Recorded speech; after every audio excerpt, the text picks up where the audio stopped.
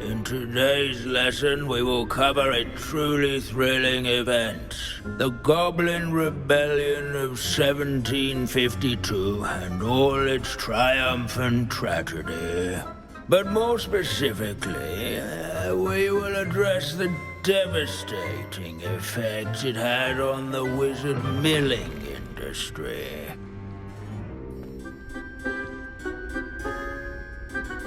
Actually, we do know the number. 632. But history occurs outside the classroom. And look, it's time for my constitutional. One can practically osmose the history flowing through Hogwarts. I think the professor wants us to follow him. And now for a stroll to the bell tower entrance hall. Along with the rest of the castle, it was completed in the early Middle Ages. The hall and the bell towers that loom above it contain myriad interesting artifacts.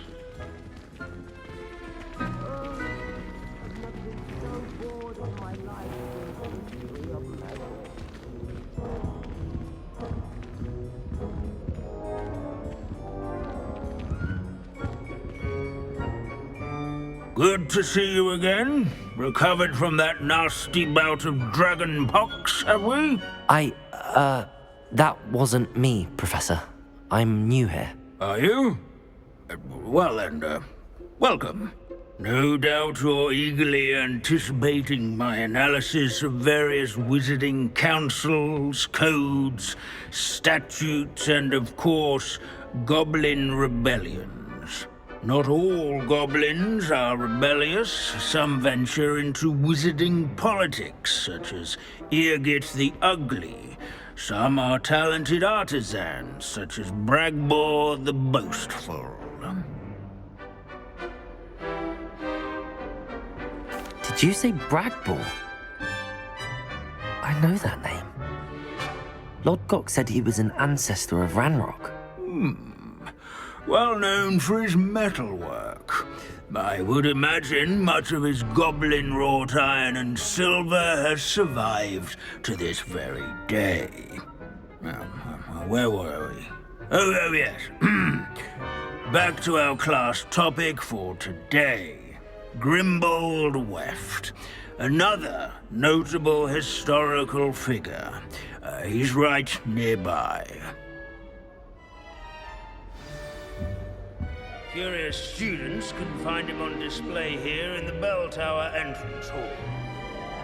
And that all students introduce themselves to this hero of Hogwarts. Revelio. Grimbold Weft was responsible for some of the most important work done in the Goblin Rebellion of 1752, such as sewing buttons on witches' and wizards' coats. Without his quick hand and deft needlework, countless witches and wizards may have caught cold. Never strays from the bell tower entrance hall. Yes, If you fail history of magic, you're doomed to repeat it. The class, that is. Revelio. These bits of broom are all that's left of a witch called Celine Wartnobby. Rumor has it, she was demonstrating her experimental lunar apparition charm. She was never seen again. Perhaps she succeeded. I suppose we'll never know. Abandoning class to wander the halls is in keeping with Professor Binns's manner of teaching. Revelio.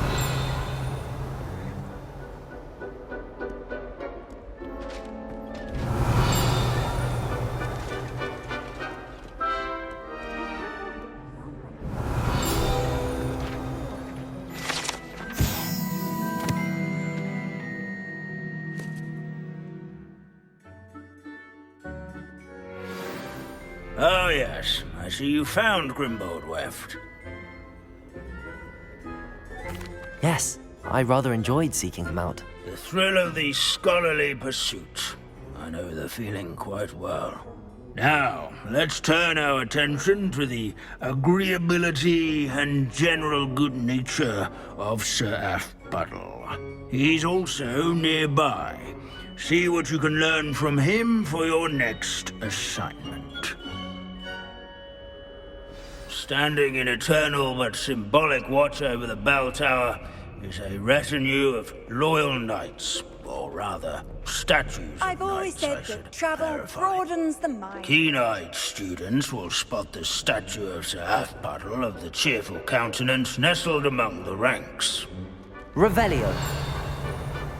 His fame was not won by vanquishing foes in single combat, nor by slaying bloodthirsty dragons. Rather in Leave it to Binns to make the most interesting school in the world seem dull. His demeanor was celebrated by old friends and new friends. Courage, everyone, to make the What I waving wouldn't give to be back on a statue's broom right now. acquaintance.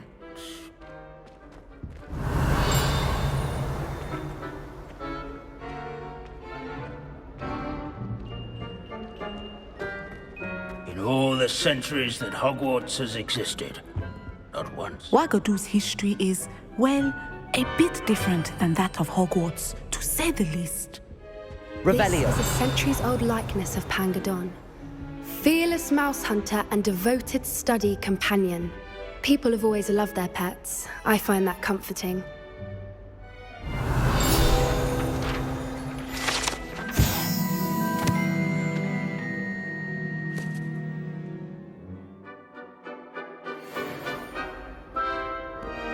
At least we're out of the classroom.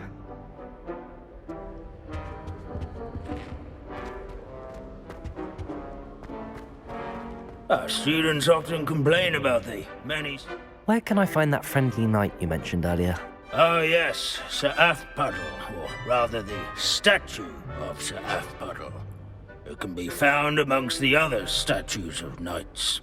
It's easy to identify, as it's been enchanted to wave at those who take the time to seek it out. The Hogwarts founders Revelio. could never have achieved such architectural majesty without the aid of powerful magic. There's nothing quite so magical as history. Dusty, immutable history. This unassuming smudge is rumored to be the location of the very first successful use of Bombarda. I suppose successful is a relative term, since whoever cast it didn't live to tell the tale.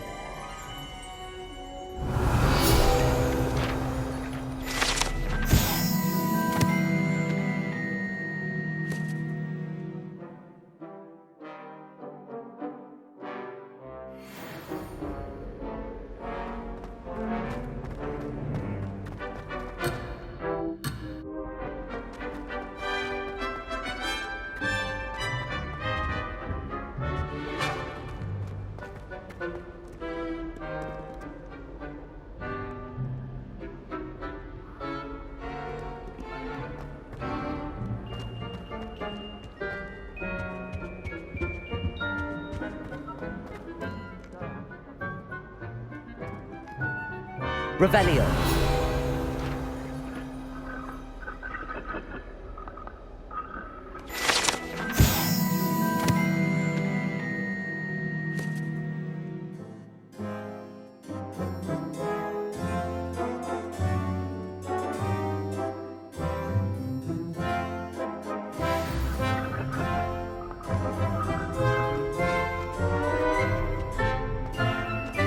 As one would expect, Hogwarts contains no none.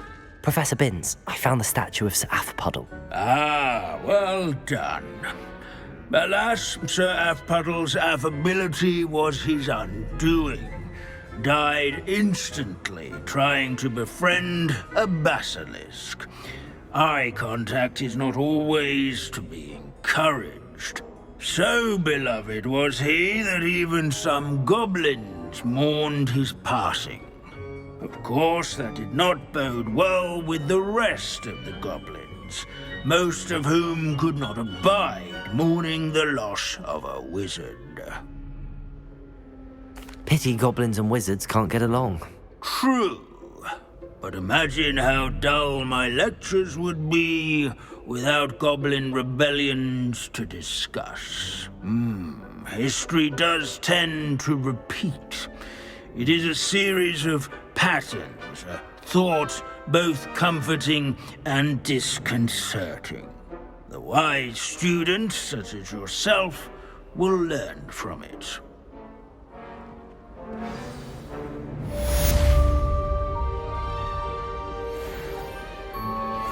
History is written by those who do their schoolwork, so they say. Or at least, I like to say that. Looks like we've all gone on another one of Vince's wild goose. How can we do so much and accomplish so little?